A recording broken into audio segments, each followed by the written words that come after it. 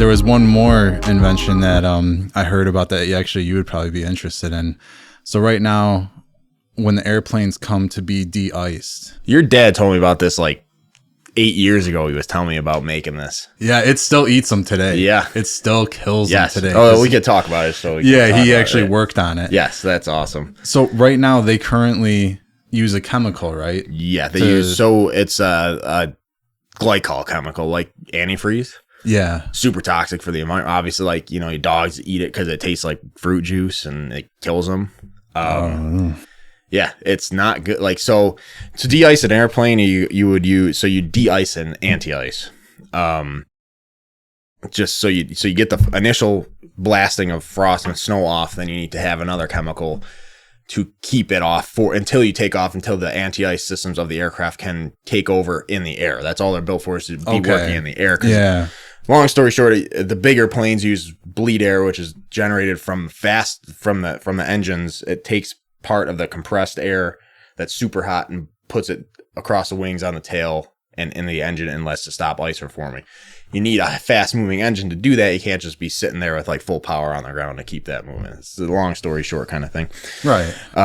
So yeah, you get de-iced with 50-50 mix of like water and a de-icing fluid that's warmed usually. That gives you like 10 minutes of protection. If it like, okay, you guys get to the airplane on the first flight of the day out of Buffalo and it snowed overnight. They blow it off. There's no more snow. That's it. You take off. But if it's actively snowing, you put on anti-ice fluid, which is thicker, gives you like, it depends on the type of fluid and how fast it's accumulating snow. Yeah. Like 40 minutes of protection.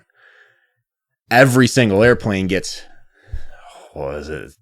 I couldn't even tell you how many gallons. The only time I would really ever pay attention to it was on the private jet because it costs so much money that it'd be like, okay, and it'd be like 50 gallons of the stuff. Yeah. On a little plane. One little plane. And it's just dripping to the ground after, you pour it over. It's just all on the ground. Yep. And getting into and running off the snow on, like, yeah. Yeah, that's just touching the tip of it because of how many the drainage. Where's that going to? Right. Like my company's 1,000 flights a day. We're a little guy compared to the big three that are all working also out of the Northeast like we are. Like, yeah, the amount. So yeah, your dad's invention was essentially what you pull in and it radiates like heat or something to heat up the airplane. Yeah, and it wasn't his invention, but someone he helped. He was like contracted to help with the control system for it. But yeah, you're right. It would just evenly heat it all at once, and it completely took out the need for that fluid.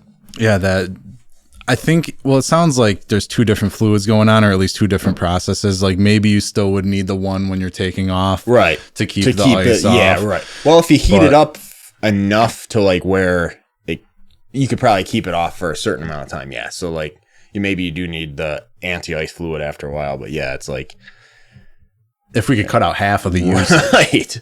Absolutely. But yeah, and the moral of the ending of that story was they declined it. The airlines declined it because they wouldn't get the funding for managing hazardous waste. Are you kidding me? They were getting more money from the state, from the government, because, you're handling hazardous materials. We'll give you this extra budget because that's toxic, whatever. Right. But, if we get this heating system, we lose that money. Right. So, we don't want it. That's crazy. That's absolutely crazy. Yeah. It's such a good invention to help everything. And you would think, like, you'd get a congressman on that, like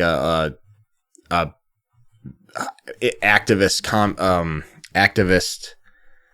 congressperson that is very for the EPA environment, that kind of stuff, would want to eat that up, you would think. But even they're like, no. Well, because they got donors. Right. They got people they got to please. Right. I mean, Joe Biden said it himself. No one is like, everyone's bought and paid for by somebody. Yep. So the older I get, the more I witness how politics are working and the businesses, the more I'm like, yeah, that's probably true. You want to know, the more I'm finding out, like, have like, you go get drunk with friends or whatever and have a great conversation. It's like, we just fixed the world. And then you're like, that literally meant nothing. It's everything that's right and everything that needs to be fixed, and nothing's going to happen because we're so small compared to it. It's just crazy. It's always kind of a little depressing.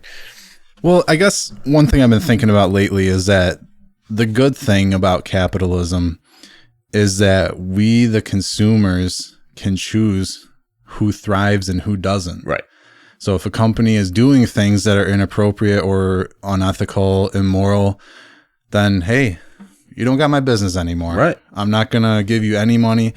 And I mean, over the past couple, over this year, it seems a couple companies took a hit in that exact way where they crossed a line that the consumers weren't on board with. Right. So they said, you know what, we're not going to buy your stuff anymore. And so we do have that power.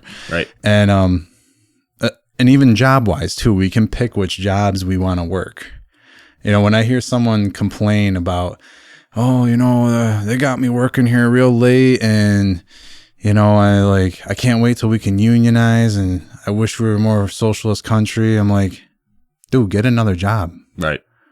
Get a different job. Right. Like, you have control over that. Yeah, it's like the American dream. Like, you have an option. Like, yeah, you can suffer through it if you're making a good living. Okay. You suffer through it, and that's how you want to live your life. Don't complain then. Right. If you're choosing to stay. Right.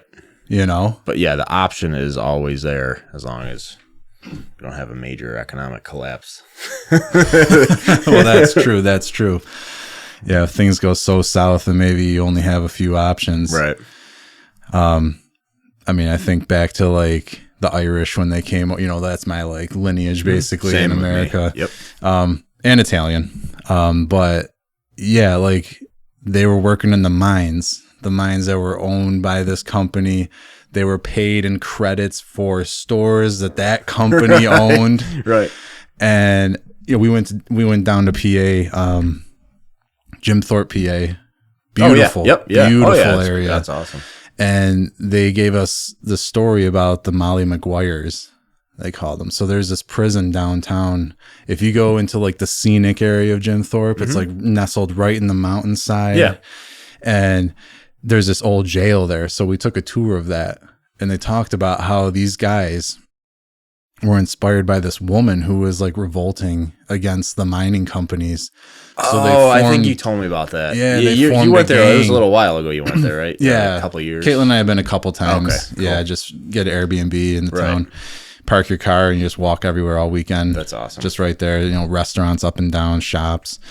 But yeah, like we got the history of how those mining companies used to work, and it was literally just like indentured slavery. Like it was crazy. And if the husband died in the mines, you're all living in mine-owned apartments. Yep. Your husband dies. You have, I think it was 3 days to find a husband who's a miner if you want to stay there, or you're out. They would literally kick mothers and children out of their home if their husband died in their mine. It's wild. Yeah. So I think capitalism unchecked, not good. No, absolutely. Socialism unchecked, not good. Not good. Well, that's the thing is like socialism on paper, and even going to as extreme as communism on paper, like Marxist communism, how it's written, is a utopian perfect way to live. Everybody gets a piece of everything. Everybody's happy, blah, blah, blah. It's not. The humans are greedy. It doesn't ever work, even to the smallest scale. Yeah. Because greed is it's just in everything. It's no matter what. And you can even see it in yourself in some things. Everybody can. Right. You get some sort of little power. You're a manager at a company. Like, you don't want to give that power up. It's a weird thing. It's like a draw. Like something's pulling you. Like, oh, I don't want to take a demotion. Even though it's better for me, you know, it was, you know, even an example of me was moving from my corporate job as a captain to the airlines as a first officer, which I'm way better off doing. But it's just like, oh, I'm not a captain anymore. Like, it's like, it's a little humiliating. Yeah, it can be a little hit to the pride. Right, exactly. Like, and it's like, oh, I don't want to give that up because I can say I'm the captain. But I mean, they do say the best leaders are the ones who don't want to be. Right.